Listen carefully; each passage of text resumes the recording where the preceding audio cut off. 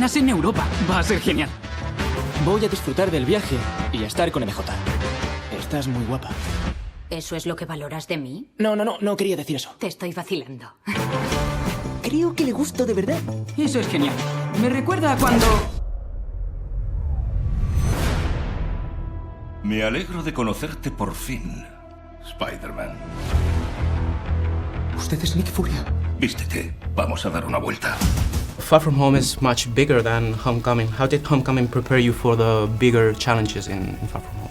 I mean, every day on Homecoming was basically a completely new experience for me. You know, I had only made 2 pretty small movies up until then, so I took everything that I had learned and everything that I was feeling on Homecoming and used that in Far From Home to try and tell a bigger story.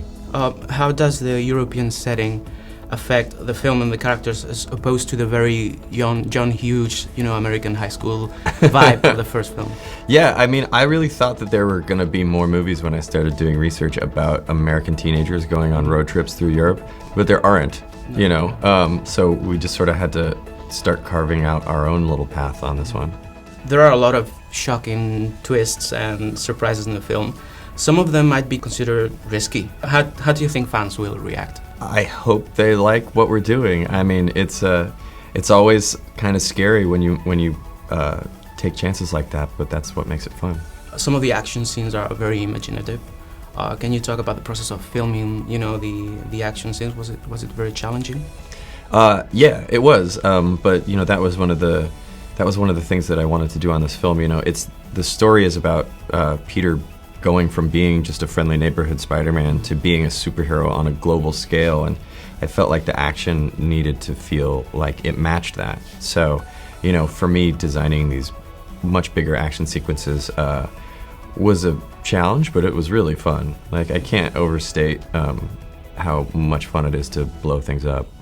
Is there much improvisation? You know, did you push the actors to improvise the comedic scene? Yeah, always. I mean, you know, you start with the script, and you just use that as a little bit of a blueprint, but I have no problem with letting people go off script or throwing out lines, or, you know, you're just always looking for what's the best moment in the scene as possible. Is there a favorite line, you know, that one of the actors improvised in the film that you really love? That's improvised? I mean, Nick Fury has some great lines, but those were scripted. I'm trying to think. I'd have to think about that.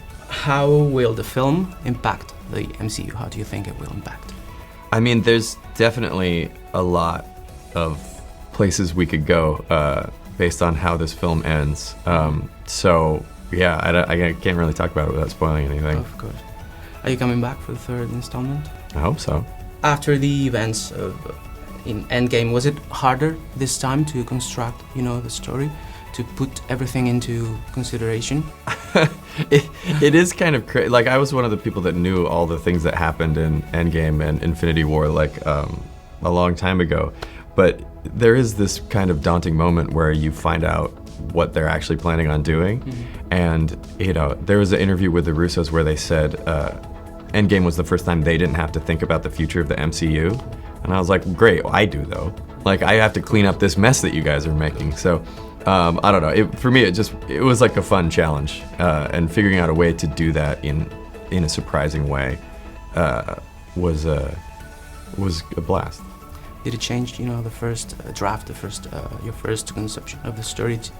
Did it change a lot, you know, when you learned about the events? No, because I knew what was going to happen in those films before we started writing this one, so we were developing them in tandem.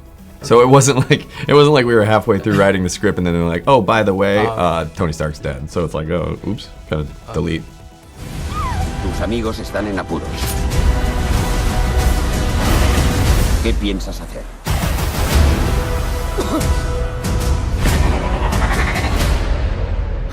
No te conviene meterte en esto.